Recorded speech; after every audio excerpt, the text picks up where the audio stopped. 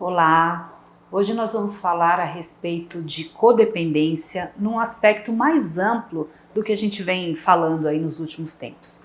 Vocês sabem que eu sou terapeuta de família e casal, especialista na área de familiares de dependentes químicos, mas hoje nós vamos falar a respeito desse conceito da codependência, não só focado na questão das famílias que vivem a dependência química, mas para as pessoas que convivem com outras formas de abuso, de situações hostis e principalmente que encontram na sua família de origem raízes que possam ter desenvolvido a sua codependência.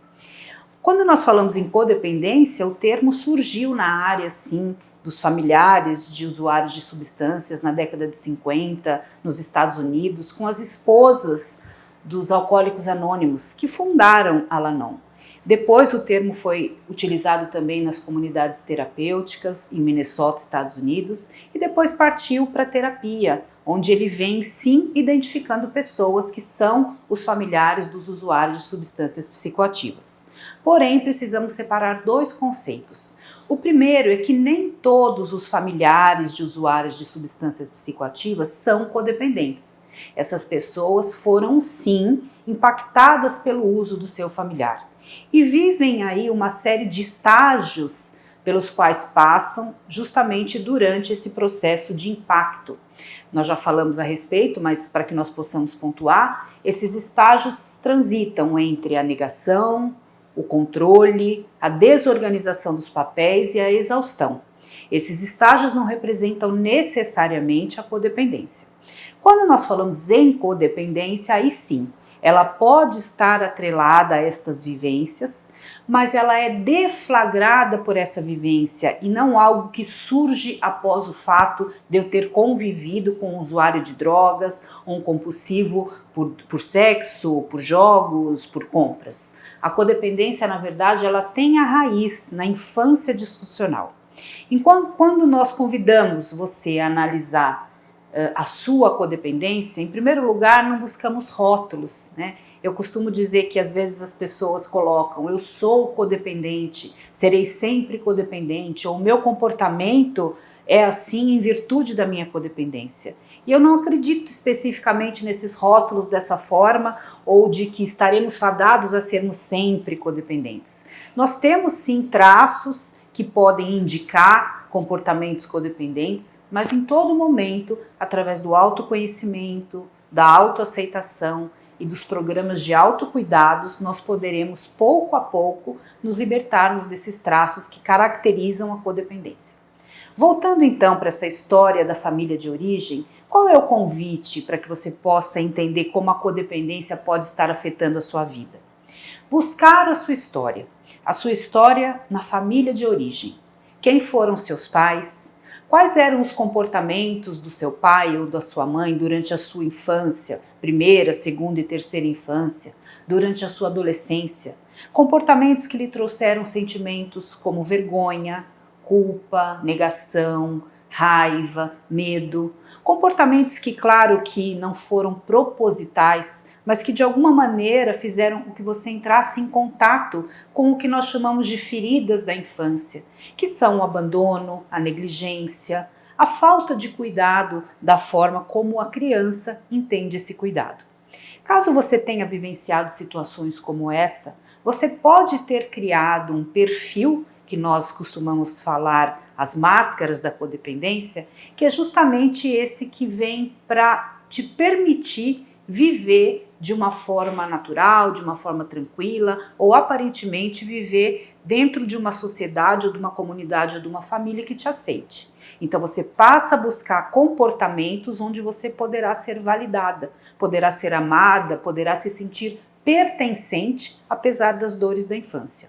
Então esses sentimentos todos correlatos à negação, à negligência e ao abandono, eles são cada vez mais escondidos dentro de você, dentro de nós, para que nós possamos cada vez mais dar espaço a essa máscara da agradadora, da cuidadora, da boazinha, daquela que pode pertencer a esse sistema familiar por meio de outras características que façam com que ela se sinta amada, com que ela se sinta realmente parte daquele sistema.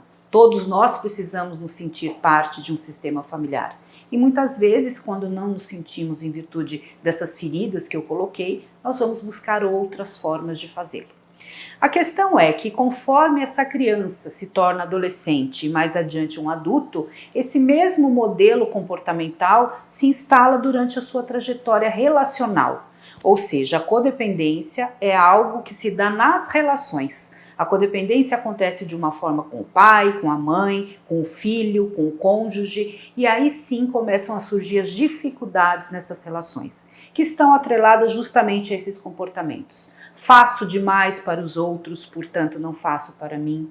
Cuido demais do outro e não cuido de mim.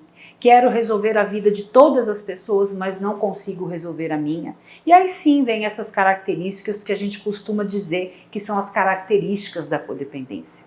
Nem todo comportamento de cuidado ou de olhar para o outro de uma forma mais humanizada significa codependência.